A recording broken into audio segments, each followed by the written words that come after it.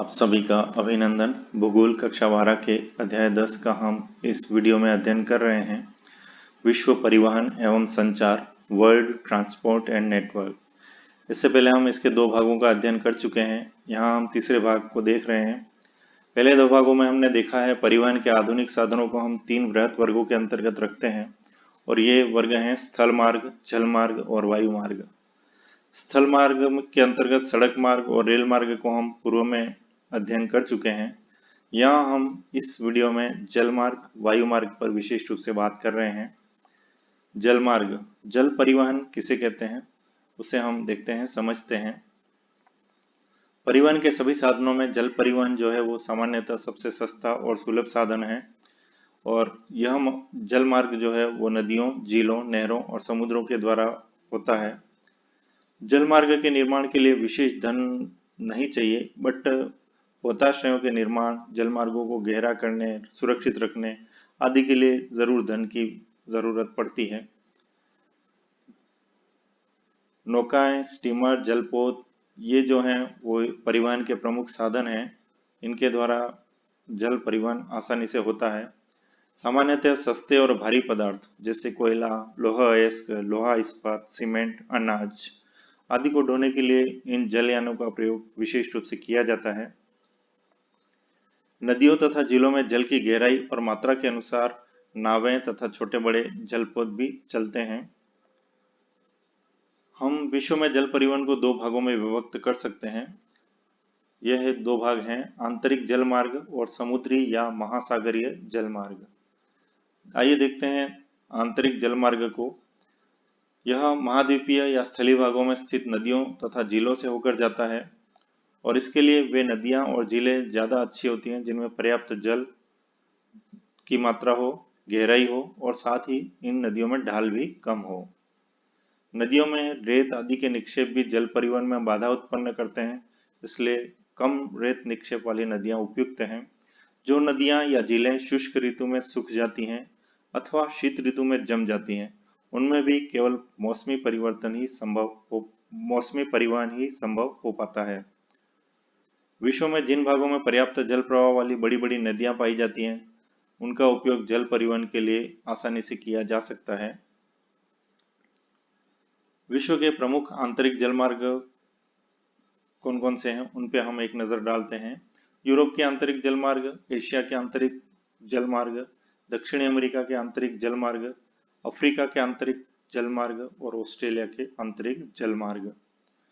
आइए महाद्वीपवार इन जलमार्गों को देखते हैं। यूरोप के आंतरिक जलमार्गों की बात करें तो ये जलमार्गों की दृष्टि से बहुत अच्छी स्थिति में है।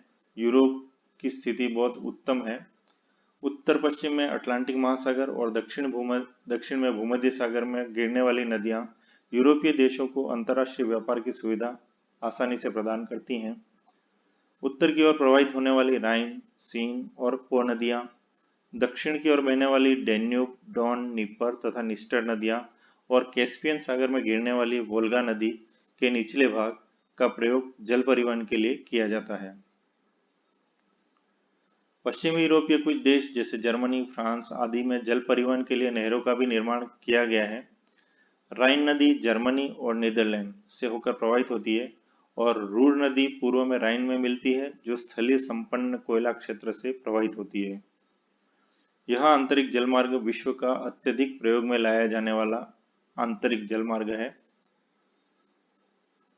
उत्तरी अमेरिका के जलमार्गों की बात करें तो यह संयुक्त राज्य अमेरिका और कनाडा के मध्य स्थित महान झीलों में जल परिवहन की पूर्ण सुविधा है। सुपीरियर, मिशिगन, हारून और ईरी झील से होकर सेंट लॉरेंस नदी के मुहाने तक जलपोतों के आने जाने की सुविधा से यह एक प्रमुख व्यापारिक मार्ग है। मिसिसिपी, मिसौरी और ओहियो नदियां भी नौगम्य हैं, अर्थात इसमें आसानी से परिवहन होता है और जो कई औद्योगिक नगरों को जोड़ती हैं। कनाडा में महान झील मार्ग के अतिरिक्त सस्केचान, मैकेंजी और ओटावा नदियों में भी जल परिवहन होता है, किंतु शीत ऋतु में यहाँ हिमाच्छादन अर्थात बर्फ जम जाने से इसमें अवरोध उत्पन्न होता है। एशिया के आंतरिक जल मार्गों की बात करें तो चीन में वांगो नदी अपने मुहाने से लगभग 200 किलोमीटर तक नौगम्य है, परिवहन के लिए उपयुक्त है। यांग टिसिक्यांग नदी भी मुहाने पर स्थित शंघाई नगर से लेकर क्यू की यांग तक नौका जाने योग्य है। दक्षिणी भाग में प्रवाहित होने वाली सिक्यांग नदी भी अधिक नौगम्य है। दक्षिण पूर्वी एशिया में इरावदी, मिनाम, सिक्यांग आदि नदियां मुहाने से थोड़ी दूरी तक ही नौगम्य हैं, जिनका व्यापारिक महत्व बहुत कम है। दक्षिण अमेरिका के आंतरिक जलमार्गों को हम देखते हैं। उत्तरी भाग में पश्चिम से पूर्व की ओर प्रवाहित होने वाली विशाल नदी अमेजन अपनी सहायक नदियों सहित लगभग 30,000 किलोमीटर लंबा जल मार्ग प्रदान करती है। इसी तरह दक्षिणी ब्राजील, अर्जेंटीना और उरुग्वे को पराना, पराग्वे तथा प्लाटा नदियों के जलमार्ग की सुविधा उपलब्ध है, जहां मुहाने से लगभग 1500 किलोमीटर अंदर तक जलपोत सुगमता से जा सकते हैं। अफ्रीका के आंतरिक जलमार्गों की बात करें तो यहाँ पर अफ्रीका में नील, कांगो, नाइजर आदि बड़ी नदियां हैं। यद्यपि नील नदी का मुहाना देश में ही नौगम्य है, किंतु नाइजर और कांगो नदियां इनके मुहाने से लेकर लगभग 1100 किलोमीटर भीतर भाग तक जल परिवहन की सुविधा उपलब्ध है। ऑस्ट्रेलिया में देखें तो यहाँ केवल मर्रे और डार्लिंग नदियों के मुहाने से लगभग 1500 किलोमीटर अंदर तक जलपोत जा सकते हैं, और इसके अलावा यहाँ अन्य नदियां जो है वो परिवहन के लिए उपयुक्त नहीं है। अब बात करते हैं हम दूसरे प्रकार के जलमार्ग, महासागरीय जलमार्ग की। ये विशाल महामार्ग हैं। महासागर सभी दिशाओं में मुड़ सकने वाले ऐसे महामार्ग प्रस्तुत करते हैं जिनके रखरखाव की लागत भी नहीं होती है। एक महाद्वीप से दूसरे महाद्वीप तक स्थूल पदार्थों अर्थात भारी और ठोस पदार्थों को लंबी दूरियों तक समुद्री परिवहन करना स्थल और वायु परिवहन की अपेक्षा काफी सस्ता पड़ता है। विश्व के प्रमुख महासागरीय जलमार्गों पर हम नजर डालते हैं। नक्शे में, संसार के नक्शे में हम देख रहे हैं, इन ब्लैक लाइंस के द्वारा इन समुद्री मार्गों को दिखाया हुआ है। उसमें पहला है उत्तरी अटलांटिक समुद्री मार्ग, जिसको 1 नंबर से शो कर रखा है। दूसरा है स्वेज नहर मार्ग, जिसे 2 नंबर से। तीसरा है उत्तमाशांतरिक मार्ग। चौथा पनामा नहर मार्ग। पांचवा प्रशांत महासागरीय मार्ग। छठा खाड़ी कैरेबियन सागरीय मार्ग। सातवां है दक्षिणी अटलांटिक मार्ग, और आठवां है भूमध्य सागर एवं हिंद महासागर जल मार्ग, जो कि स्वेज नहर से ही गुजरता है, वही आगे बढ़ता है। उत्तरी अटलांटिक समुद्री मार्ग, जो कि विश्व का सबसे व्यस्ततम समुद्री जलमार्ग है, उसकी बात करते हैं। सर्वाधिक प्रयोग में आने वाला यह जलमार्ग पश्चिमी यूरोपीय देशों और उत्तरी अमेरिका में यूएसए व कनाडा को जोड़ता है।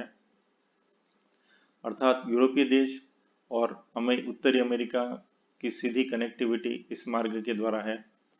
विश्व के अंतर्राष्ट्रीय व्यापार का लगभग 1/4 भाग इस मार्ग द्वारा ही परिवहित होता है। इस समुद्री मार्ग पर विश्व के 25% समुद्री जहाज चलते हैं, और विश्व के 50 वृहद समुद्री पत्तन में से 30 इसी मार्ग पर हैं।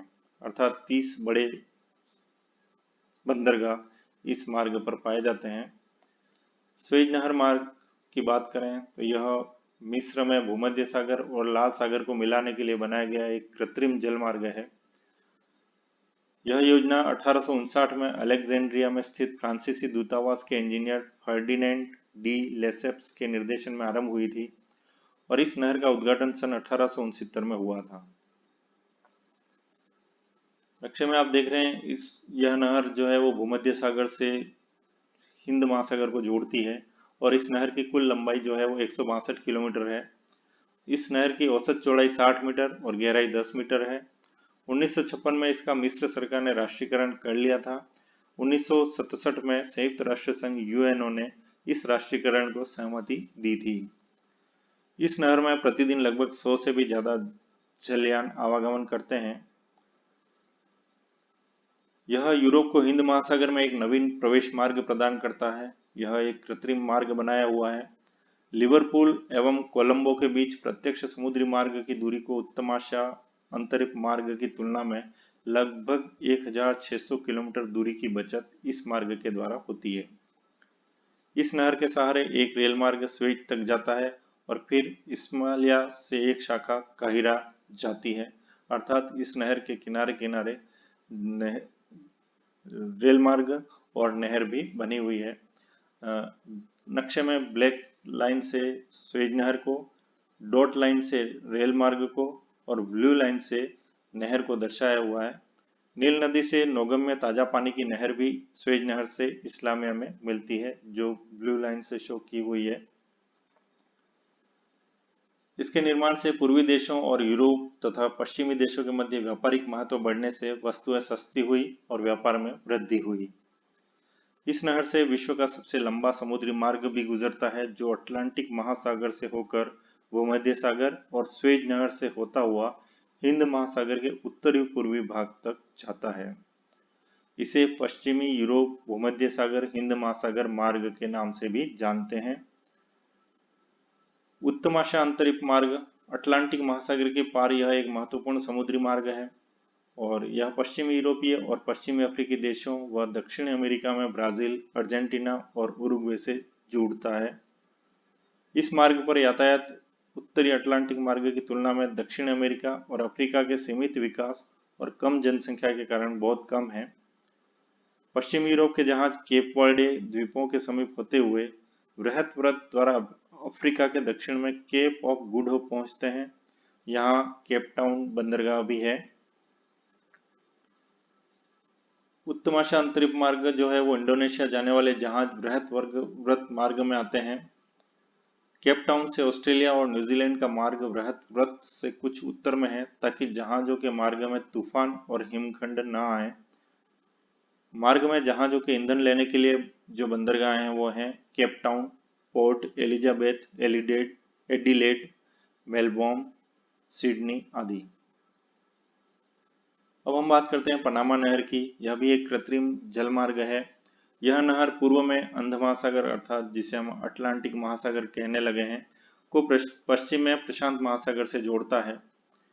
उत्तरी अमेरिका का और दक्षिण अमेरिका के मध्य निर्मित पनामा नहर का उद्घाटन 15 अगस्त 1914 को हुआ था। यद्यपि नहर का विचार तो 16वीं शताब्दी में प्रारंभ हो गया था, पर नहर को बनाने की योजना के क्रियान्वयन में बहुत टाइम लगा। इसका मुख्य कारण यह था कि पनामा थल संयोजक की भूमि पर्वतीय थी और उसकी बाधाओं को दूर करने के लिए नहर में कई स्थानों पर लॉक्स बनाने पड़ रहे थे।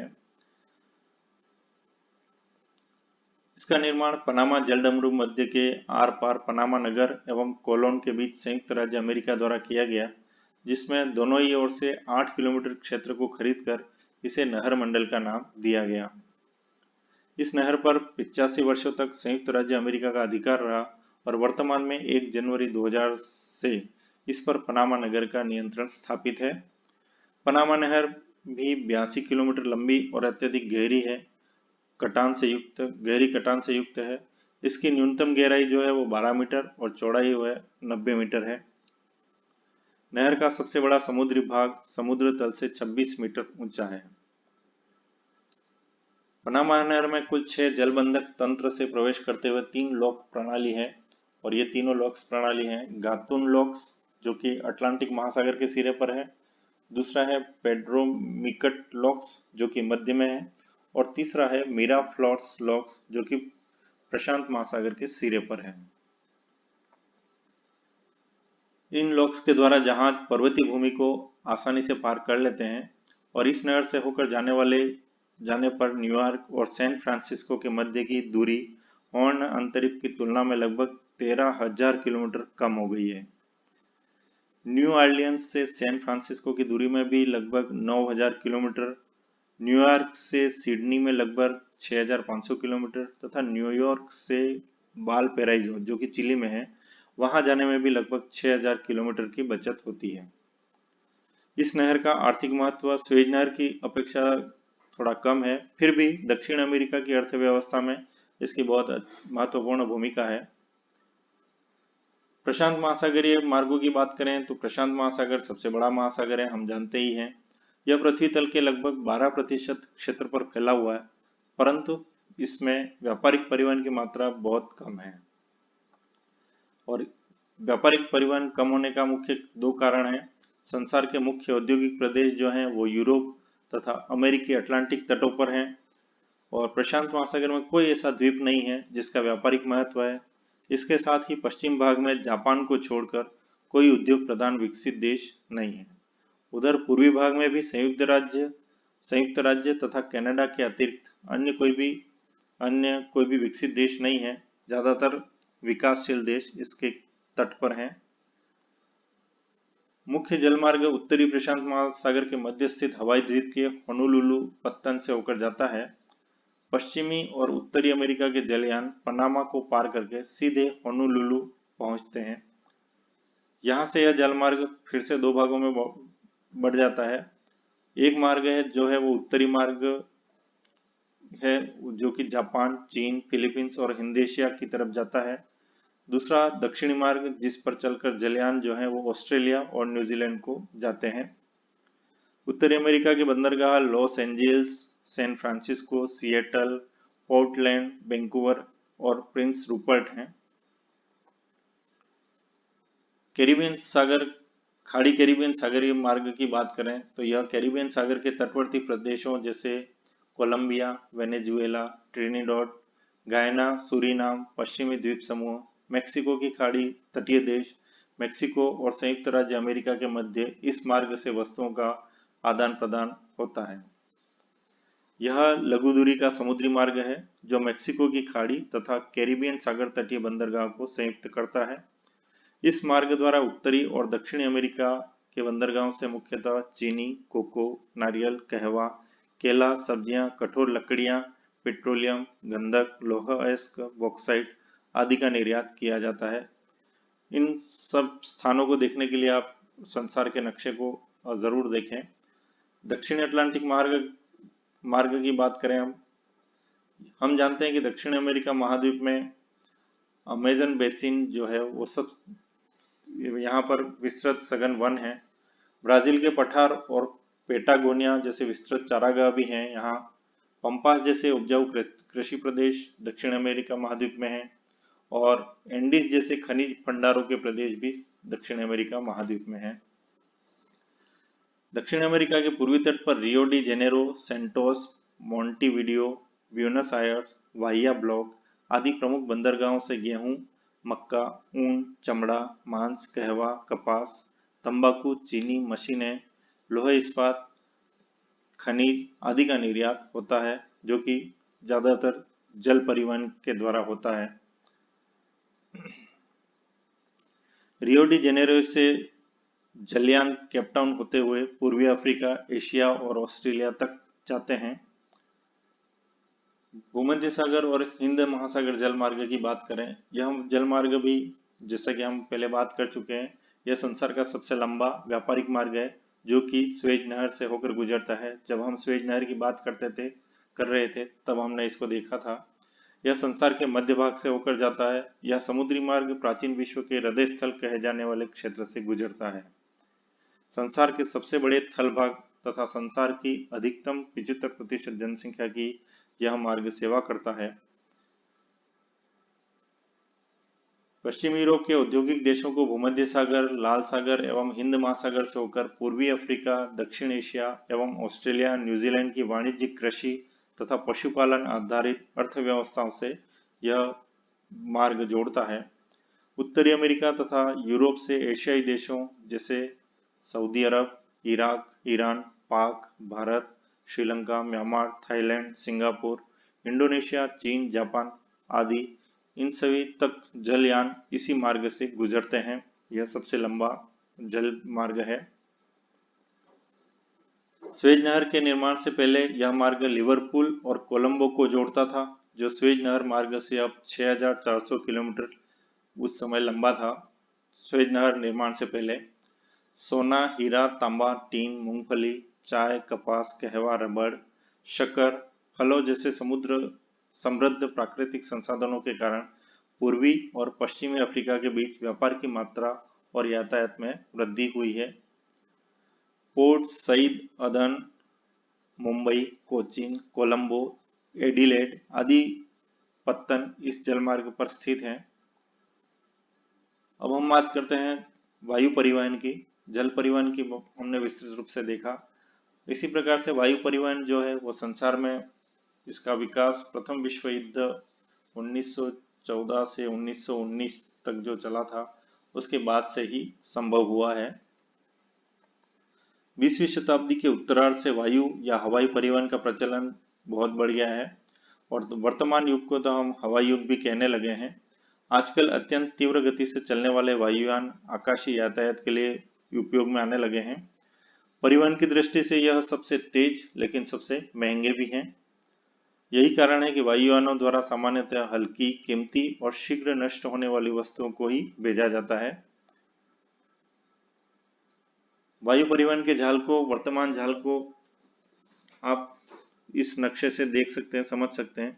निश्चित रूप से बहुत अधिक विकास होने लगा है वायु परिवहन का। वायु यातायात सस्ती तथा भारी वस्तुओं के परिवहन के लिए उपयुक्त नहीं हो सकता। ऐसे पहाड़ी क्षेत्रों या अन्य दुर्गम क्षेत्रों में जहां जल परिवहन अथवा थल परिवहन संभव नहीं है, वहां छोटे वायुयान या हेलीकॉप्टर द्वारा यात्रियों तथा सामान को आसानी से पहुंचाया जा सकता है। वहां के लिए वायु परिवहन बहुत ही उपयुक्त है। प्राकृतिक आपदाओं जैसे बाढ़, भूकंप, युद्ध आदि में भी राहत कार्य के लिए वायु परिवहन सर्वाधिक उपयोगी सिद्ध हुआ है। पर्वतों, हिम क्षेत्रों अथवा विषम मरुस्थलीय भूभागों या हिमालय में भूस्खलन अथवा भारी हिमपात के कारण प्रायः मार्ग अवरुद्ध हो जाते हैं। ऐसी स्थिति में भी वायुयान ने बहुत अच्छा रोल निभाया है। ये बहुत ही अच्छा विकल्प है। वायुयानों के निर्माण तथा उनकी कार्यप्रणाली के लिए अत्यंत विकसित अवस्थापनात्मक सुविधाएं जैसे विमानशाला, हवाई अड्डे, हवाई पट्टी, भूमि पर उतरना, उड़ना, इसकी व्यवस्था करना, ईंधन तथा रखरखाव की सुविधाओं की आवश्यकता होती है। हवाई अड्डों का निर्माण अत्यधिक खर्चीला भी होता है। फिर भी वर्तमान में विश्व के अनेक भागों में नित्य वायु सेवाएं उपलब्ध होने लगी हैं। ब्रिटेन का वाणिज्यिक वायु परिवहन का प्रयोग अनुकरणीय भी है। आज 250 से भी अधिक वाणिज्यिक एयरलाइनों द्वारा विश्व के विभिन्न भागों में नियमित सेवाएं प्रदान की जा रही हैं। संयुक्त राज्य अमेरिका ने मुख्य रूप से युद्धोत्तर अंतर्राष्ट्रीय नागरिक उड्डयन का विकास किया है। सुपरसोनिक वायुयान इंग्लैंड के लंदन और अमेरिका के न्यूयॉर्क को बीच की दूरी को 3.5 घंटे में तय कर लेता है। उत्तरी गोलार्ध में अंतर महाद्वीपीय वायु मार्ग की बात करें तो यहाँ उत्तरी गोलार्ध में अंतर महाद्वीपीय वायु मार्गों की एक सुस्पष्ट पूर्व पश्चिम पट्टी है और पूर्वी संयुक्त राज्य अमेरिका और पश्चिमी यूरोप और दक्षिण पूर्वी एशिया में वायु मार्गों का सघन जाल बिछा हुआ है। विश्व में कुल वायु मार्गों के 60% भाग का प्रयोग अकेला संयुक्त राज्य अमेरिका करता है। न्यूयॉर्क, लंदन, पेरिस, एम्स्टर्डम और शिकागो केंद्रीय बिंदु हैं जहां से वायु मार्ग अभिसरित होते हैं अथवा सभी महाद्वीपों की ओर विकिरित होते हैं, सभी महाद्वीपों की तरफ जाते हैं। अफ्रीका, रूस के एशियाई भाग और दक्षिण अमेरिका में वायु सेवाओं का अभाव है। दक्षिणी गोलार्ध में 10 डिग्री से 35 डिग्री अक्षांशों के मध्य अपेक्षाकृत विरल जनसंख्या, सीमित स्थलबद्ध और कम आर्थिक विकास के कारण बहुत ही सीमित संख्या में वायु सेवाएं उपलब्ध हैं। वायु मार्गों को, विश्व वायु मार्गों को हम 6 भागों में बांट सकते हैं। अंतर महाद्वीपीय ग्लोबीय वायु मार्ग, महाद्वीपीय वायु मार्ग, राष्ट्रीय वायु मार्ग, प्रादेशिक वायु मार्ग, स्थानीय वायु मार्ग और सैनिक यात्राएं। आइए एक एक को हम विशेष रूप से देखते हैं। अंतर महाद्वीपीय ग्लोबीय वायु मार्ग, यह सबसे लंबी यात्रा के मार्ग होते हैं, जैसे हम उदाहरण के तौर पर ले सकते हैं न्यूयॉर्क, लंदन, पेरिस, रोम, काहिरा, दिल्ली, मुंबई, कोलकाता, हांगकांग, टोक्यो वायु मार्ग, यह सबसे लंबा वायु मार्ग है। और New York, San Francisco, Honolulu, Hong Kong, Adelaide, Perth मार्ग जो प्रशांत महासागर को पार करता है, यह भी ग्लोबीय वायु मार्ग के अंतर्गत आता है। महाद्वीपीय वायु मार्गों की बात करें तो ये एक ही महाद्वीप के विभिन्न देशों के बीच जो यात्राएं की जाती हैं उसे महाद्वीपीय वायु मार्ग कहते हैं हम। और इसके उदाहरण के रूप में न्यूयॉर्क, शिकागो, मॉन्ट्रियल मार्ग जो है। दूसरा है लंदन, पेरिस, फ्रैंकफर्ट, प्राग, वार्सा मार्ग। तीसरा है लंदन, फ्रैंकफर्ट, वार्सा, मॉस्को वायु मार्ग। चौथा है दिल्ली, कोलकाता, हांगकांग, टोक्यो मार्ग। इसी प्रकार से राष्ट्रीय वायु मार्गों की बात करें तो किसी देश के अंदर की यात्राओं को करने के लिए जो वायु मार्ग यूज किया जाता है उसे राष्ट्रीय वायु मार्ग कहते हैं। जैसे न्यूयॉर्क शिकागो सैन फ्रांसिस्को मार्ग, लेनिनग्राद मॉस्को मार्ग, दिल्ली कानपुर पटना कोलकाता मार्ग, दिल्ली उदयपुर मार्ग आदि। प्रादेशिक वायु मार्ग के अंतर्गत किसी प्रदेश के अंदर ही छोटी छोटी यात्राएं की जाती हैं इसके द्वारा। इससे समय की बचत होती है। और धनी देशों में जैसे संयुक्त राज्य अमेरिका, पूर्वी सोवियत संघ और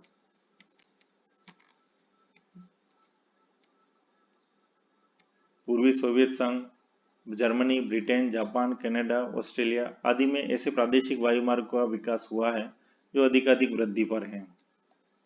स्थानीय वायु मार्ग की बात करें तो यह वायु मार्ग जो है वो स्थानीय हेलीकॉप्टरों के द्वारा की जाती हैं। यह साधारणतः उद्योगपतियों द्वारा की जाती हैं या पर्यटन हेतु उपयोग में आती हैं।